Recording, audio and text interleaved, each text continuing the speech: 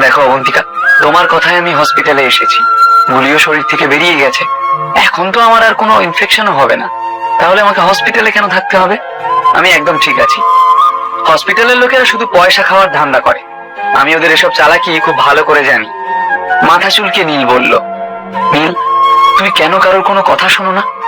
অবন্তিকা খুব ভালো করেই বুঝতে পারছিল যে নীলকে বোঝানো তার কম্য নয়। হতাশ হয়ে সে বলল, আমার সঙ্গে আমার বাড়ি চলো, আমার কাছে ওষুধের খুব ভালো কালেকশন আছে, আমি তোমার ট্রিটমেন্ট করতে পারবো। তুমি আবার আমার কাছ থেকে টাকা পয়সা চাইবে না তো?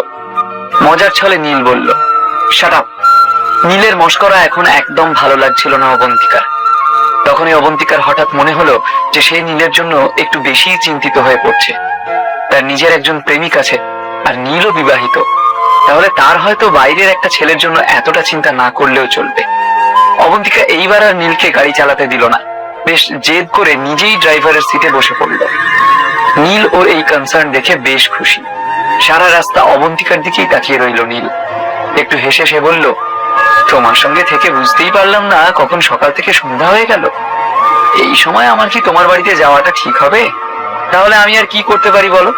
হসপিটালে তো তুমি থাকবে না, আর তোমাকে তো আমি এই অবস্থায় একা ছেড়ে দিতে পারি না, তাই না? কথাগুলো বলেই এক হাত দিয়ে নিজের শার্টের কলারটা ঠিক করলো সে। তখনই নীলের চোখ গেল অবন্তিকার শরীরের দিকে। সেদিকে চোখ পড়তেই নীলের মাথা ঘুরে গেল। অতি কষ্টে নিজেকে সংবরণ করে গাড়ির বাইরে চোখ রাখলো সে। নীলের নজর ঠিক কোন দিকে যাচ্ছে সে কথা খুব সহজেই বুঝতে পারছিল অবন্তিকা। লজ্জায় তার দুটো কান লাল হয়ে উঠল। অবন্তিকা নীলের দিক থেকে মুখ ফিরিয়ে বলল, যদি তুমি আর একবারও আমার দিকে তাকাও তাহলে আমি তোমার চোখ উপড়ে নেব। এই কথা শুনতেই নীল হেসে ফেলল, কিন্তু সে অবন্তিকার দিকে তাকানোর আর চেষ্টা করলো না। প্রায় 1 ঘন্টা পরে নীল অবন্তিকার সাথে ওর বাড়ি পৌঁছলো। অবন্তিকা দরজা খুলেই নিজের বেডরুমে দৌড়ালো ফার্স্ট এড বক্স আনার জন্য। তার কাছে জুতো খোলার সময় পর্যন্ত ছিল না। এদিকে সোফায় গিয়ে আরাম করে শুয়ে পড়লো নীল। আসলে হসপিটালে ট্রিটমেন্ট হলেও গাড়ির ঝাঁকুনিতে বেশ ব্লিডিং হচ্ছিল নীলের, তাই বাড়ি পৌঁছানোর সঙ্গে সঙ্গেই অবন্তিকা ফার্স্ট এড বক্স নিয়ে এলো। প্রথমে একটু ব্যথা করবে, কিন্তু তোমাকে সেটা সহ্য করতে হবে। অবন্তিকা ফার্স্ট এড বক্সটা মাটিতে নামিয়ে রেখে নিচে বসে নীলের মাথার ব্যান্ডেজ থেকে বেরিয়ে আসা রক্তটা মুছতে শুরু করলো। ওফ গড, তোমার তো মাথার অবস্থাও দেখছি বেশ খারাপ। ঠোঁট উল্টে অবন্তিকা বলল, তোমার নার্ভাস হবার কোনো দরকার নেই, যা অত্যাচার করার করে নাও।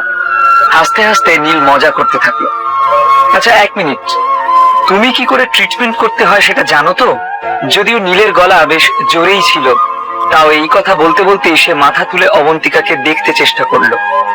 আর তাতেই ঘটে গেল এক ঘটনা। নীল যেই মাথা তুলে দেখার চেষ্টা করলো, অমনি তার মুখ হাঁ হয়ে গেল। অবন্তিকার ঠোঁট জোড়া ঠিক তার চোখের সামনে ছিল। এই দৃশ্য দেখে বিদ্যুৎ খেলে গেল নীলের পুরো শরীরে, কিন্তু তাও সে তৎক্ষণাৎ মুখ ঘুরিয়ে ফেলল। আমি সবকিছু পারি, তোমাকে এত কিছু ভাবতে হবে না। অবন্তিকা এইবারও নীলের চোখ দুটোকে খেয়াল করেছিল, তাই রক্ত মুছতে গিয়ে জোরে নীলের মাথার ক্ষততে চাপ দিল। আহ লাগছে, একটু আস্তে আস্তে করো। নীল ব্যথায় কোকিয়ে উঠল। আমি তোমাকে গাড়িতেই বলেছিলাম যে তুমি যদি আমার দিকে আবার তাকাও তাহলে আমি তোমার চোখ দুটো খুলে নেব, গম্ভীর হয়ে বলল অবন্তিকা। এখানে তুমি আর আমি ছাড়া আর কে আছে? তোমাকে দেখবো না তো কাকে দেখবো? প্রচন্ড হতাশ গলায় বলল নীল। তাহলে এত এদিক ওদিক তাকানোর দরকার কি? কথাগুলো বলতে বলতে অবন্তিকা একটু লজ্জা পাচ্ছিল। আমি এদিক ওদিক কোথায় তাকালাম? না বোঝার ভান করলো নীল। তুমি সব জানো বুঝলে চাঁদু। অবন্তিকার সময় নষ্ট না করে নীলের মাথায় আরেকটা নতুন ব্যান্ডেজ বেঁধে দিল। বেশ কিছুক্ষণ ধরে দুজনেই চুপচাপ সোফায় বসেছিল। এমন সময় হঠাৎই নীলের ফোন বেজে উঠলো, কিন্তু সে ফোনটা ধরলো না। নীল, তুমি তো আমায় তখন উত্তরটা দিলে না। তুমি ওই বাচ্চাটার জন্য নিজের জীবন দিতেও প্রস্তুত ছিলে, কিন্তু কেন? একটু ইতস্তত করে অবন্তিকা জিজ্ঞেস করলো। আমি কিছুই ভাবছিলাম না। যদি ওই বাচ্চাটার গুলি লাগতো তাহলে হয়তো ওকে আর বাঁচানো যেত না। আমার আর কি, আমি তো ইউজলেস। খুব ক্যাজুয়াল ভঙ্গিতে কথাগুলো বলল নীল। অবন্তিকা যতবার নীলকে দেখে তত অবাক হয়ে যায় সে। ছেলেটা দুষ্টু হলেও মনটা হীরের টুকরো। নীল খুবই নির্ভীক আর সাহসী একজন মানুষ। সে ঠিক আর ভুলের তফাৎ খুব ভালোভাবেই বোঝে, আর সেই সঙ্গে সে দয়ালুও। যত দিন যাচ্ছিল অবন্তিকা যেন নীলকে আরো কাছ থেকে চিনতে শুরু করেছিল। তোমার উপর দিয়ে আজকে অনেক ঝড় বয়ে গেছে, তার উপরে তুমি সকাল থেকে বাড়ির বাইরে আছো, হয়তো তুমি খুব ক্লান্ত। এখনো খুব বেশি রাত হয়নি, তুমি নিজের বাড়ি যেতে চাইলে যেতে পারো। আমিও খুব ক্লান্ত হয়ে গেছি, আর এখন একটু রেস্ট নিতে চাই। কনসার্ন থেকেই বলল অবন্তিকা। তুমি এত নিষ্ঠুর কি করে হতে পারো? নীলের মনে হচ্ছিল তার সঙ্গে খুবই অন্যায় হচ্ছে। যখন তুমি জানো যে আমি কতটা অসুস্থ, তাহলে তুমি আমাকে এই অবস্থায় ঘর থেকে বের করে দিচ্ছ। বাড়িতে আমার বউ আছে, সে যখন আমাকে এই অবস্থায় দেখবে, তাকে আমি কি উত্তর দেব? তুমি কি বলতে চাইছো? তুমি কি এখানে আমার সঙ্গে থাকবে এখন? অবন্তিকা ভেবাচাকা খেয়ে জিজ্ঞেস করলো।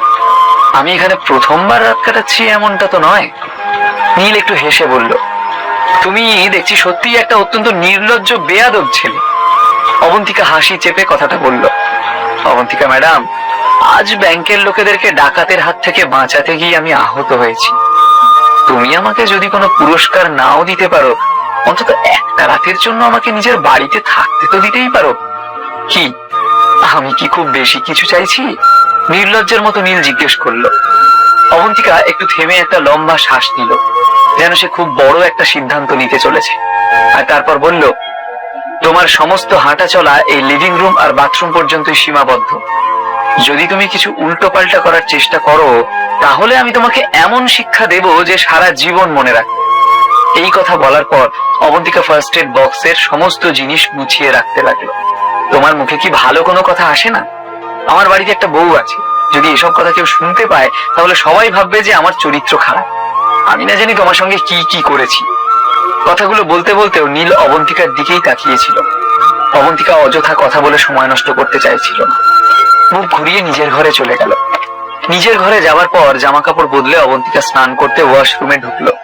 বাথরুমটা ছিল ঠিক বসার ঘরের কোনাকুনি। অবন্তিকার ওয়াশরুমটা ঘষা কাঁচের ছিল। কাঁচের ওয়াশরুমের ভেতরটা সাদা হয়ে গিয়েছিল গরম জলের বাষ্পে।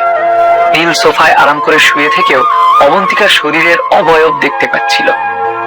আদ্রিতার সাথে বিয়ে হওয়ার পরও কখনো নীলকে কাছে আসতে দেয়নি সে। নীলও কখনো জোর করেনি, কিন্তু আজ অবন্তিকার মায়াজালে বাঁধা পড়তে ইচ্ছে করছিল নীলের। ওর মাথায় অবন্তিকাকে নিয়ে নানা রকম দুষ্টু ভাবনা আসতে থাকলো, আর বারবার তার শরীরে শিহরণ জাগলো। নীল তাড়িয়ে তাড়িয়ে অবন্তিকার স্নানের দৃশ্য উপভোগ করছিল। তখনই হঠাৎ নীলের ফোন বেজে উঠলো। খুব কষ্ট করে নিজেকে সংবরণ করলো সে।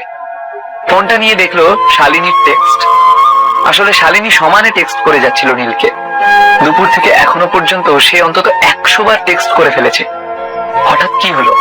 দোকানে আবার কোনো প্রবলেম হলো নাকি? এই কথা ভেবেই তাড়াতাড়ি শালিনীকে কল ব্যাক করলো নীল। ওপারে শালিনী ফোনটা তুলে খুব উত্তেজিত হয়ে বলল, নীল, শেষ পর্যন্ত তুমি আমার টেক্সটটা পড়েছো তাহলে? আরে আজকে আমি একটু কাজে ফেঁসে গিয়েছিলাম। নীল সোজাসুজি বলল শালিনীকে। কোনো সমস্যা হয়েছে কি? সাহায্য চাই? চিন্তিত স্বরে শালিনী জিজ্ঞেস করলো। এই কথা শুনতেই নীলের মুখ দুষ্টু হাসিতে ভরে গেল। কি ব্যাপার বলো তো? তুমি আমাকে নিয়ে এত চিন্তা করছো কেন শালিনী? তুমি আমাকে ভালোবেসে ফেলোনি তো? নীল জানতে পারলো না যে এই কথা শুনতেই ফোনের অন্য প্রান্তে শালিনীর মিষ্টি মুখটা লজ্জায় লাল হয়ে উঠল। ঠোঁটের কোণে হাসি ফুটে উঠল ওর। স্বপ্ন দেখতে থাকো, স্বপ্ন। মুখে কথাগুলো বললেও বলতে বলতে খুবই লজ্জা পাচ্ছিল শালিনী। চিন্তা করো না, সকালের ঝামেলা মিটে গেছে। কথাটা বলতেই হঠাৎ নীলের কিছু একটা মনে পড়লো। আচ্ছা শালিনী, তোমাদের এনসিয়েন্ট অ্যান্টিকের এই ব্যবসা তো অনেক দিনের পুরনো। পুরনো জিনিসপত্র নিয়ে যখন তোমরা কাজ করো, তাহলে তুমি কি আমাকে একটু হেল্প করতে পারো? তোমার কাছে পুরনো দিনের ওষুধের ব্যাপারে লেখা কোনো বই আছে? সে যুগে শুধু জড়িবুটি আর আয়ুর্বেদিক ওষুধই হতো, এরকম কোনো বই জানো তুমি? তুমি আবার এইসব কথা জিজ্ঞেস করছো কেন? এখন কি তোমার জড়িবুটিতে ইন্টারেস্ট জাগলো নাকি?